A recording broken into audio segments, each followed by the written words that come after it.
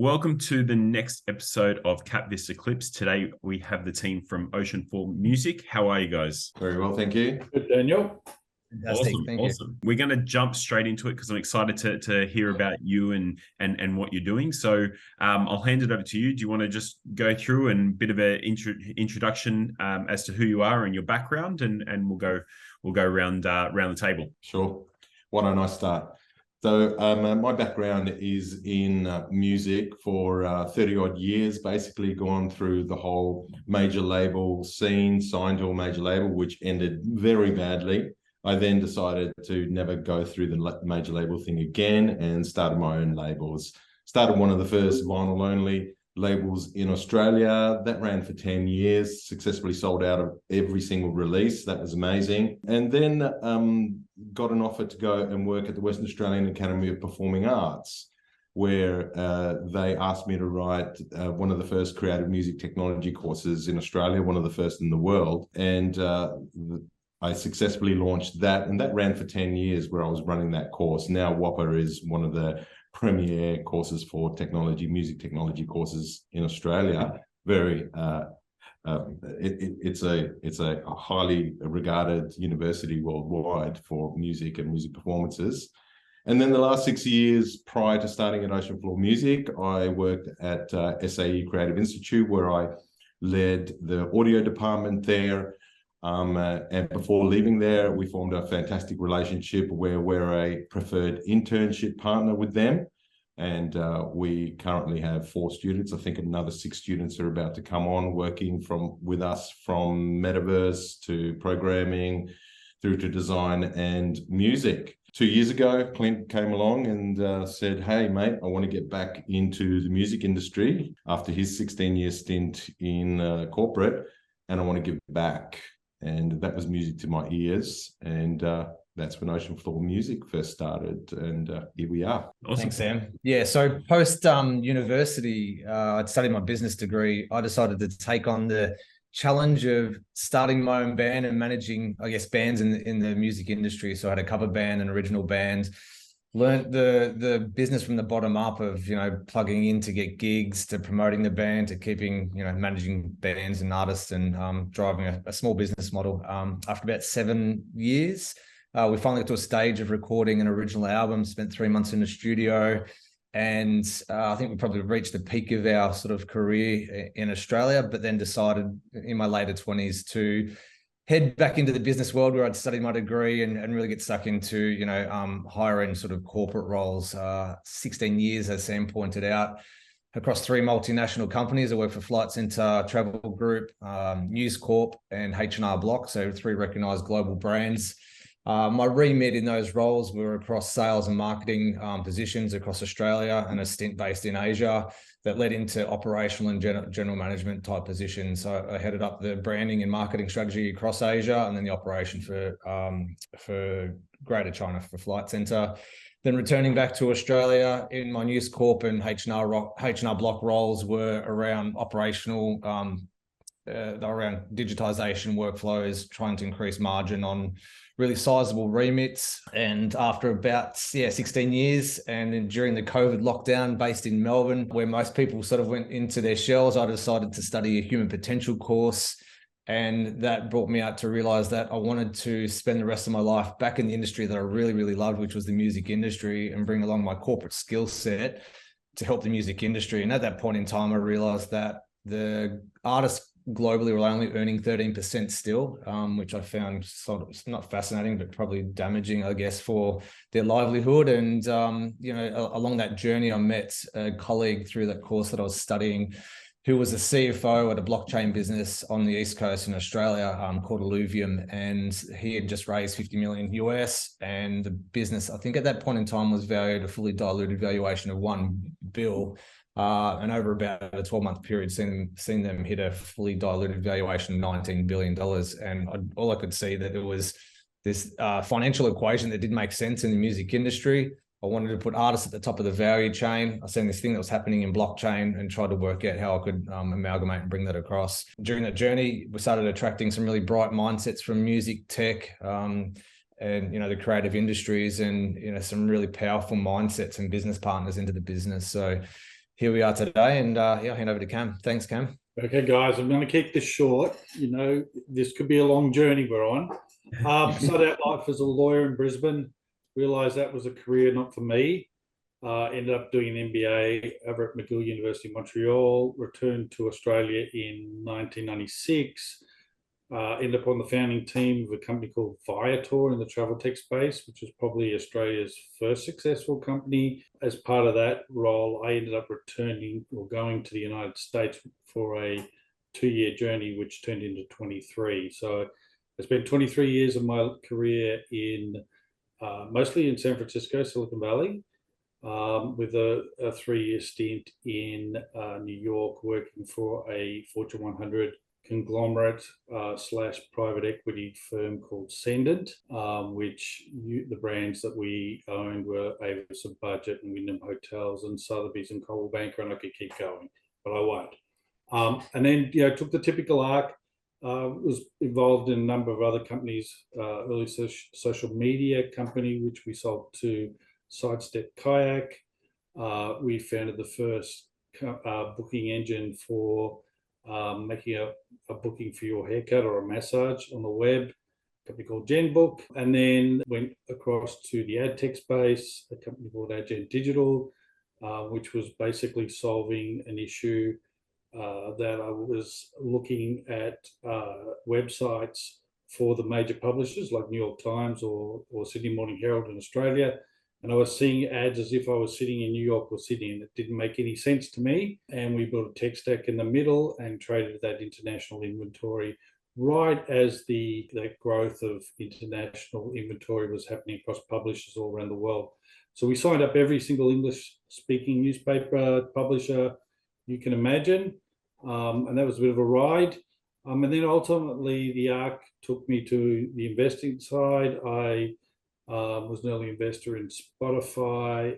Change.org was another investment we led, and then returned to Australia just in time for COVID, where I now remain without anything to do. I decided that I would go back to my first love, which was music, and I founded or co-founded a record label with the idea that we could try and reverse the Spotify algorithm.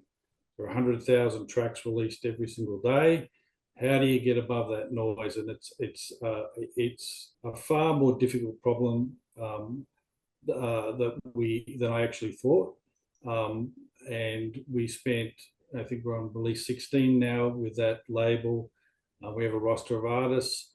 That led me to Web3, riffing on Web3, and ultimately a conversation happened with Clint and Sam, where we decided that we would throw a lot together and tackle this big problem together. Awesome.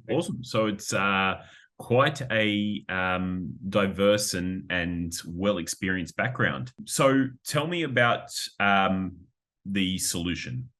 You know, in the simplest terms possible, let me put my consumer or customer hat on. What does it look like, and how are you trying to change the music industry? Why don't I start with, before we go to the solution, let's start with the problem. Right? Yeah. So I have a record label with a roster of talent, and one of my DJ producers is based in Miami, Florida, and we've just done his first release in late December.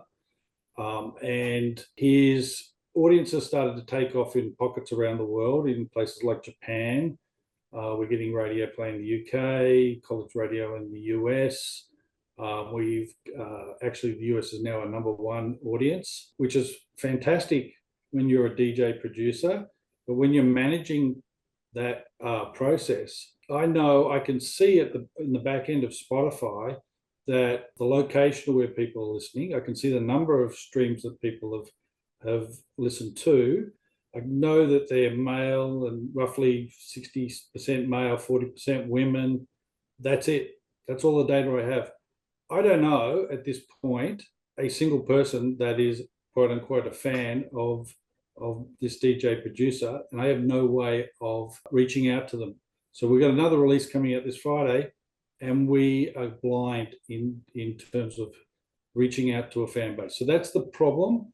It's a problem for a small label like mine, and it's a problem for Universal Music. The whole industry suffers from the same problem. And then I'd just like to extrapolate a little bit out on the problem for the artist in particular. So the research that we've done over the last 18 months is it's getting harder and harder for artists to be a marketing expert and be across every channel that's out there and continue to produce content and then reply to their audience across multiple platforms.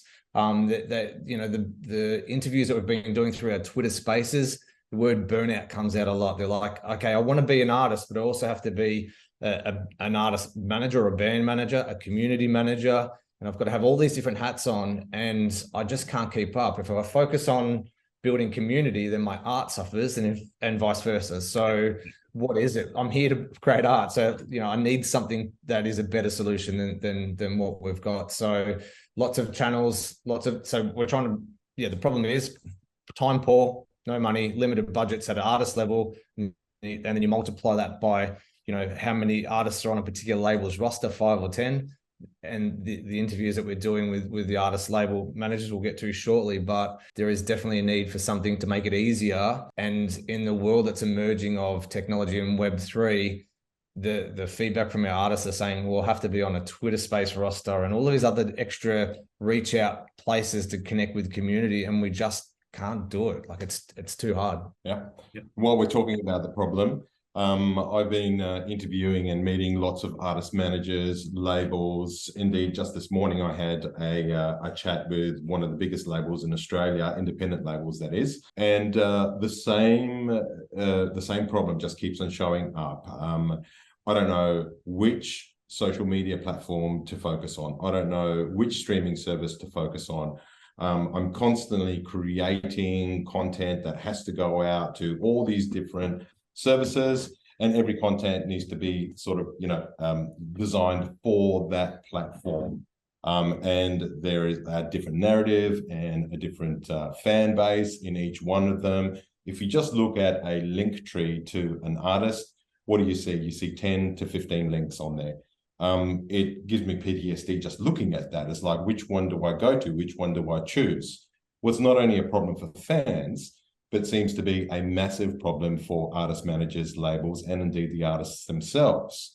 So there's just an absolute overload going on at the moment with social media. No one really knows which one is the best one. It's kind of a hit and miss, scattergun approach that's going on, which leads us to what we're doing, and circle back to... Well, it's all the extra work at diminished returns, right? It takes 1 million streams to get $4,000 from Spotify. So this artists are swimming against the current, so we need to make it easy for them. That's right. Yeah. Okay. So that leads into your solution. What does it do? Do you want me to grab that to start, guys? Yep. So the solution that we've developed is something we call the fan wall.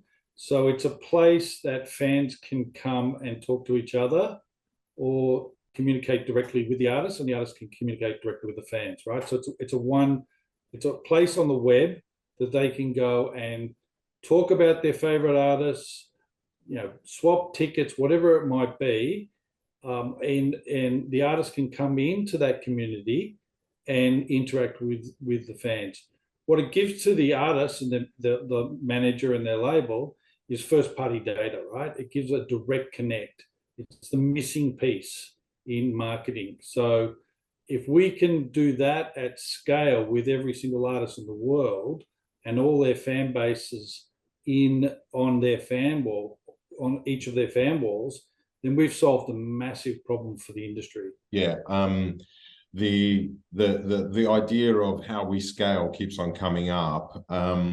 What we know about fans is they love to be first. They love to have bragging rights. They are constantly in that FOMO space of missing out of the latest release, talking about that latest release first, and so on and so on. They love being rewarded. They love having direct, personalized contact with their artists. Artists underappreciate the importance of direct contact with their fans because it's difficult to do. And there's a lot of social media sites for them to do. So with our fan wall, there is that direct contact with the artists in both ways, direct contact with fans, where the artist has an opportunity to incentivize fans for referrals, incentivize fans for creating content, for sharing their site, incentivize them, with tickets, merch, and who knows, maybe even financially at some point. It's always up to the artist and fan what that looks like. But ultimately, the artist then trusts these fans, has verified these fans. These fans eventually become the moderators for the social media sites. So all of a sudden, we're not only solving this place where we've got the singular place where the artists, the fans come together.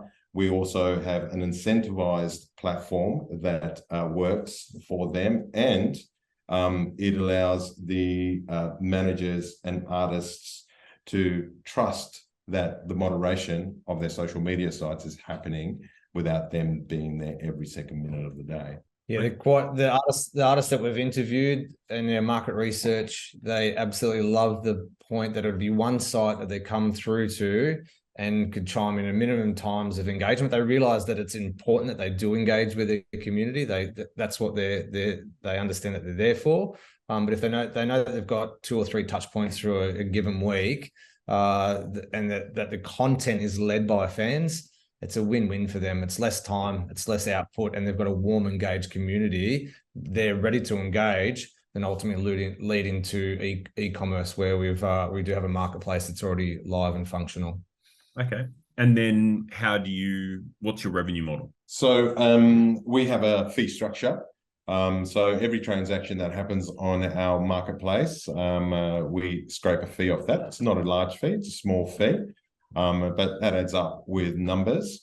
There's also a bunch of services and products that will provide marketing services, setup services, a whole ream of, supporting the artists, supporting the managers, supporting the labels to get on the site and improve the process, which we will sell, as a retail product as well. And as the ecosystem starts opening up and we start including all of the other things that we've got in the background, our metaverse, our crowdfund, and the other pillars that we've got throughout our ecosystem, we start scraping and selling services across that as well. It's a 3 to 5 year plan, but ultimately it's all going to come from the fan wall, because there's lots of amazing technology out there. But with our community, what good is that technology, right? Yeah. So that's why our focus is absolutely on the fan wall right now. But a strong revenue model across many facets of our ecosystem. Yeah. And then in terms of momentum, what are the milestones that you've had to this point? Yeah, it's been a pretty successful 2021, 22 for us. So we raised $1.5 million late 21.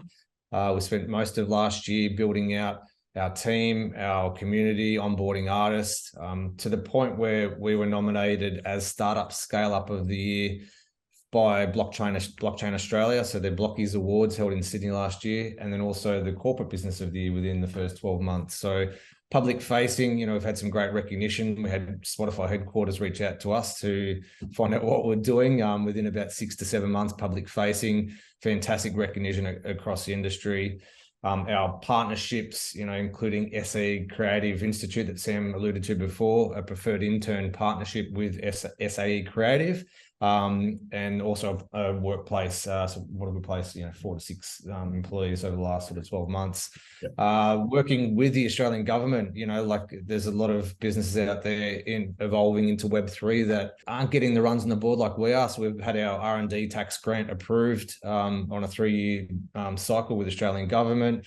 Our export grant has been approved, and we've been approved stage 1 of stage 2 of the commercialization acceleration grant with the Australian government. So we're in good stead. We're doing everything above board, working with the best lawyers in the country. Joni Pirovich, who is probably the most recognized lawyer in blockchain legal tax advice, great to have her on board, and attracting advisors. The former managing director of Universal Music, he was head of the business for 13 years in Australia, CEO, and 28 years with Universal Music, is on a weekly advisory and consultancy basis with Oceanfloor. So providing top-down sort of strategy, insights, and pain points for, I guess, the whole industry with his input is great. And then, as I mentioned, as we open up this call, some of the best tech go-to-market, team members operationally in the country. So yeah. I think I might add Carl Cox and whole Worldwide Entertainment. Alan Schulman and his whole team have been supporting us since the beginning, and we've got some. You're on the call with him last night, right? I was on a call with him for an hour last night. Very, very great call, and there's some very exciting announcements coming in the next couple of months with them and the team. Obviously, Cav Temperley coming on board, Eskimo Joe, yeah, from Eskimo Joe, releasing his first NFT release with us, and a whole bunch of, medium, tier 1, tier 2 artists that we're going to be talking about in the next few months. And our Twitter space. We might have glossed over the marketplace launch. Oh, yeah. Unbelievable! Yeah, so don't gloss over that. Yeah, well, I won't gloss over it. So, great piece of technology. So we've got 30 artists up there trading at the moment. The learnings over the last few years is, how do we make it easier for artists and fans to purchase through a marketplace? Removing, technical speak is quite important. But we had a physical launch at a digital art gallery in Collingwood, Smith Street, Collingwood, called Oshi, and that was a 300-person event, double-story digital NFTs up for sale. Artist engaged, and that was the official launch party for NFT Fest Australia. So I guess in the blockchain community in Australia, we are probably one of the thought leaders that have been asked to present at all the events, and to the point where we've been asked to be a major partner for the Australian Crypto Conference in November, this year, as a major music partner, thought leader, panelist.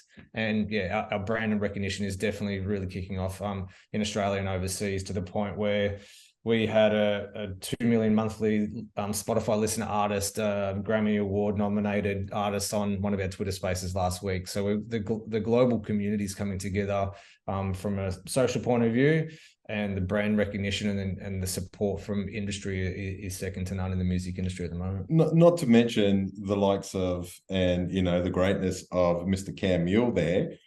Seeing a couple of what he thought nobodies over the West, with some shitty idea, going, actually, these guys. I didn't say nobodies. I said cowboys from the West. Cowboys, I said. From the West. Who are these cowboys in Western Australia? Yeah, these cowboys, these bloody cowboys. Yeah. Look, I think that the pat on the back was from Cam, with his, almost life in Silicon Valley and his tech experience, to come back to Australia and go, this is the thing. And I want to, I think was originally to look at the capital raise with us, but then come in as a partner, said I need to spend the rest of my energy in this thing, because it is the thing that we're doing is the best thing I've seen in my journey. So to get that pat on the back and commitment from him was a massive win. You're right. I think, we closed a check on Friday, which speaks volumes, right? We've got $500,000 sort of facility that's available to us, which got signed off a couple of weeks ago. And to get that kind of trust and that kind of, money over the line in times like this speaks volumes, I reckon. And I think we've got a chat with one of the biggest Silicon Valley VCs on Friday, another one tonight, and many chats that are in 5th, 6th conversations. And I think we all know that if you get past the second conversation with VCs, you're in with a real shot. Well, so the other part is we're operating on a really lean runway, and I think that the market conditions over the last 12 months have made us focus on every single dollar, making it accountable, driving really strong productivity and, I guess, tech output as well. We are lean. We've shaped up a P&L for the next few years to build out something quite remarkable. Our conversations as they kicked off this morning were, the biggest problem we've seen now is trying to keep up, right? As this thing's going to take off, is around capital, around FTE growth, and then strategy to support, because we honestly believe this thing is going to go gangbusters. Yeah.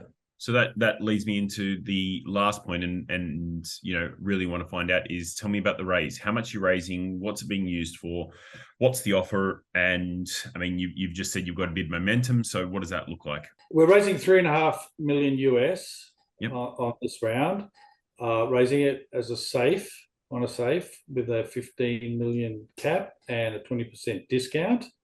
We certainly listened to the market over the last few months about the desire to have equity as opposed to tokens, or equity and maybe a token warrant. So the use of funds, it's all, we have super sharpened our strategy, right?